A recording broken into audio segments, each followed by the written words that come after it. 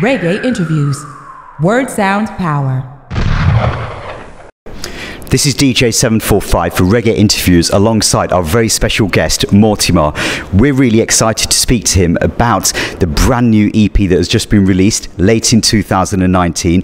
We're at the home of Tuff Gong Studios. Mortimer, I want to say a big welcome to you. Give thanks. Thanks, man. Thanks for having me on this interview too, you know. Appreciate it. We've been hearing your music now for a while, and I think it was probably 2015 where I first heard the name and sound of Mortimer, and that was actually on the opening track Protection on Protege's album. Yeah, that was a while back now, a couple of years ago. It was a joy doing it with Protege, you know. We haven't recorded together yet in the studio. I don't know. That's like a fun fact. Okay. Yeah, you know, he did his part and then I did my part separately, you know. So yeah, man. But it's been good so far, you know. And the whole Protege vibes happen through natural vibes, you know, which we give thanks for too. Yeah, man. Yeah. So I never knew that though. So that's something new that our viewers didn't know about. So when I first heard that song Protection, it was the opening track on that particular album, Ancient Future, and I'm thinking, who is this artist? Who is Mortimer? Because we hadn't heard of you then, and we were really sort of like keen to try and learn more. And then over the time, we've kind of learnt who you are as an artist, a little bit about what you do as well. I guess that the connection to Protege must be through Winta. Yeah, well, I was doing some work for myself, and I was working with Paris Lamont. He is the keyboard player for Indignation, and you know, he invited me to rehearsal one day, and apparently he had let them hear some of the music we were working on at the time, and they liked the vibes. So when we met, it was just, you know, natural progression from there. He said he had somebody for me to meet, and that's when I met Winta and Protege. Yeah, man. Okay. And then after that, we started hearing songs like Warning. You did some work with Royal Order Music out in California. So there was a song called Ganja Train and a beautiful song called This Feeling. Yeah, man. Yeah, you know, big up to King Ivier too, you know what I mean, and the rest of the crew, Loud City Music as well from Cali. You know, we did Ganja Train and This Feeling with them. Warning was produced by, well, executively produced by a brethren named Bobby Treasure. So yeah, you know, and it was originally produced by me first. You know, I made the rhythm at home and the song, and then I let him hear it, and we got some musicians to play it over live. Yeah, man. Okay. To me, it seems like there's a lot of thought that's gone into the EP, The Fight the Fight, which is a 6-track EP. It's been released by Easy Star Records. How did that collaboration come about? Well, that collaboration came about through Claire. Claire introduced me to Easy Star, Claire and Winta. Okay. Yeah, you know, they have been distributing our music so far, you know, and we give thanks because they've been doing a really great job, you know what I mean? So yeah, man. And then here, as you can see in the background, we've actually got the actual EP on a piece of vinyl here as well, so it's a really good look for Mortimer to have the first EP here on vinyl as well. Yeah. How important was it for you to have it on vinyl? I don't know if it's a matter of importance. It's just more of a matter of something I would have liked, you know what I mean? But it wasn't a matter of like great importance really. It's just like I'd like my music to be on all things playable, platform, you know? Yeah, man. So I think the vinyl vibes was Claire's and Winter's idea, you know what I mean, which was a great idea too. Right, okay. Yeah, man. Yeah. Well, I know that there's people all across the world that have been looking forward to this vinyl, and it was released at the end of January, so I know that there's still a lot of people that still like to collect and select the vinyl, so you're going to make a lot of people happy for sure. True, because, you know, like, vinyl was one of the original forms of how people played music, you know what I mean? So to have the music on plastic, that's a great vibes, you know? Yeah, man. So going into the EP now, Fight the Fight, there is a massive buzz on this EP at the moment, and I would say that one of the biggest songs right now, anywhere that I'm going in Jamaica, even back home, the songs Lightning and Fight the Fight seem to be kind of just really sort of like being absorbed by all of the people of the world. How does that make you feel? It makes me feel good, to be honest, you know, because at the end of the day, like, the aim for me is to be in the heart and souls of all people, you know what I mean, in a positive way, to uplift, to encourage, you know, to be there, to be the voice that, you know, another man probably don't have, you know what I mean. So yeah, man, it feels really good, and the reception has been great so far too, you know. It's a blessing, yeah, man. So give thanks to all those who've been supporting the vibe so far. Yeah. And in terms of your background now, is there a musical background within the family? Well, yeah, my grandmother, she plays the mouth organ, okay, you know, and she sings too, you know. She's an alto singer in devotion. When growing up, my mother sings too as well.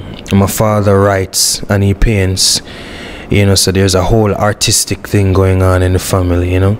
And my sister sings as well. Both my sister, all three of my sisters sing. Okay. Yeah. You know, so it was a natural thing for me, you know, growing up in church, singing on the choir, singing in my group. I used to have a group named Boys for Christ when I used to go to church. Okay. You know, so, you know, from there, getting to know other things outside of how I grew up, you know, outside of the ideas surrounding church and home, you know, I started to delve into the more secular vibes. And, you know, reggae music felt like home to me, you know what I mean? So, yeah. And in terms of making that change from the church into secular music, how was that transition for you personally? It was a rough transition in the beginning, but it gets easier as I mature, as I change my perspective on things. You know, it was rough at first, to be really honest, you know what I mean, but as I say, it gets easier as you go along, and you know, maybe it gets harder too in some aspects, you know what I mean, but the transition, like me as a person and with family, you know, that part was the rough part, you know what I mean. The other part for me, it gets harder because I'm not there yet, and that's the musical section of it, you know. We're still growing as we go, so I'm not just putting in the work and putting in all my passion that I have inside me into my music, and, you know, let's see where it goes, you know. Yeah, man. So you just shared that it was rough in the sense that more from a family point of view. Is this in the sense that the family were not supportive at the beginning of you wanting to make the journey into music?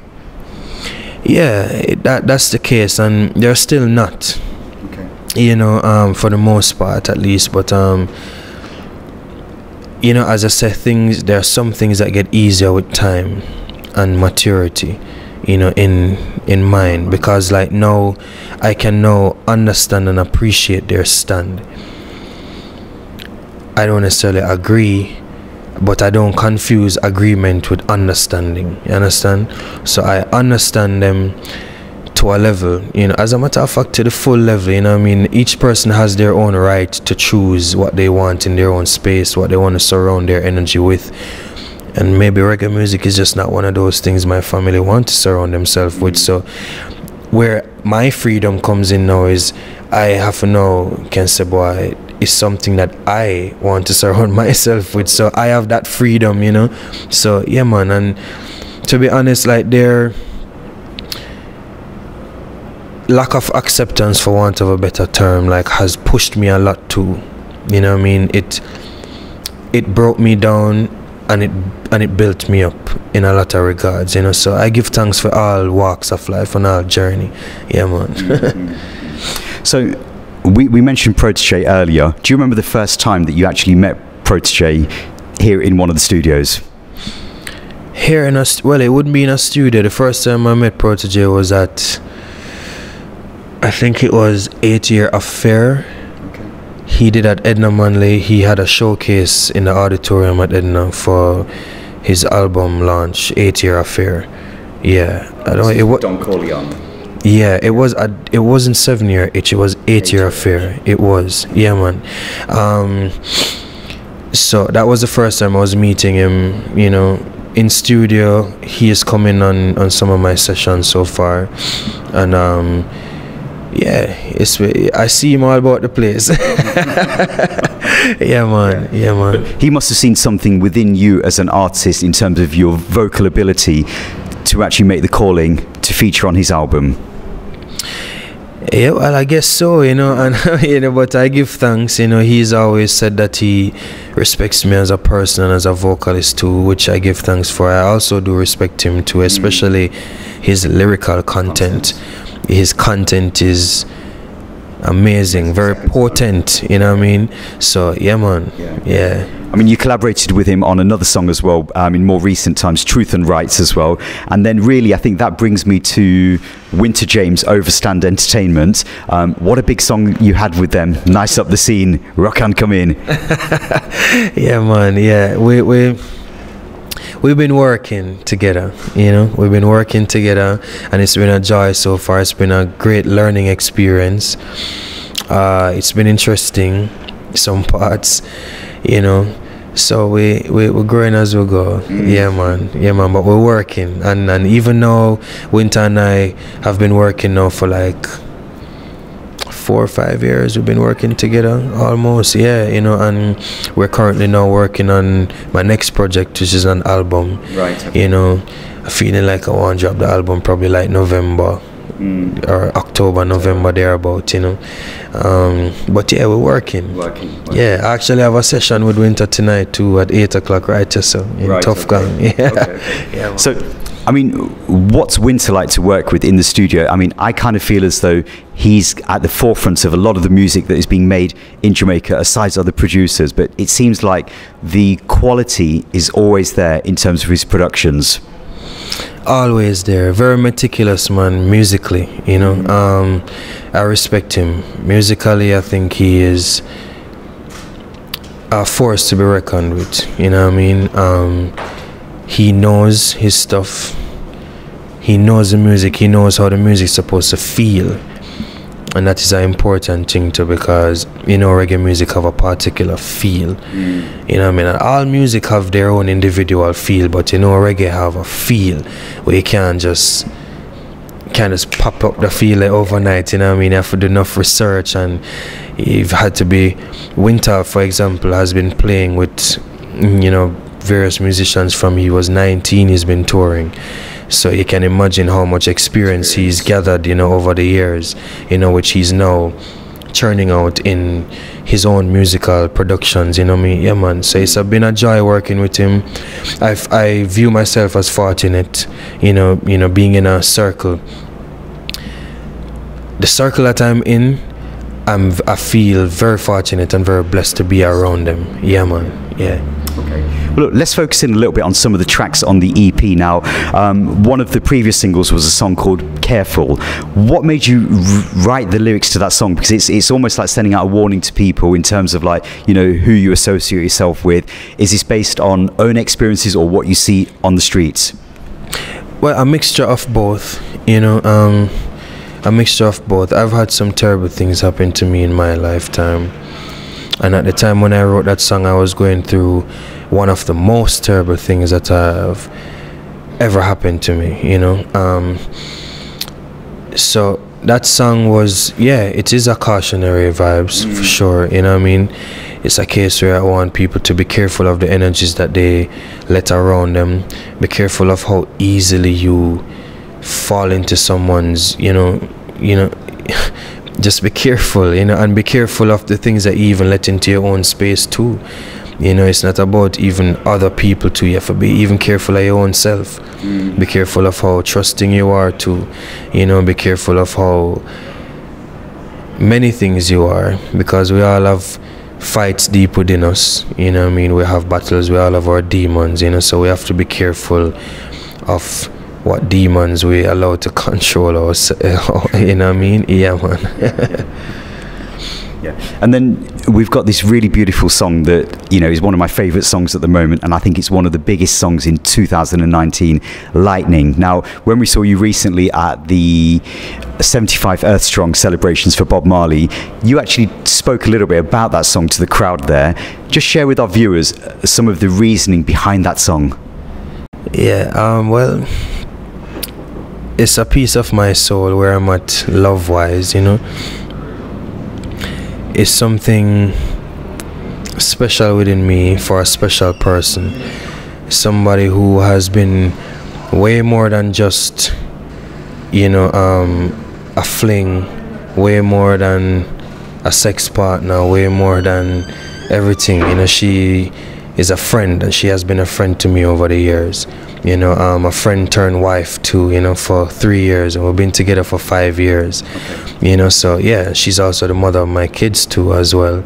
You know, so that song was just to let her know how I feel about her, you know. Yeah, man. And that song actually came after an argument too. Yeah, you know, but I give thanks for every single day, you know, and we're not perfect.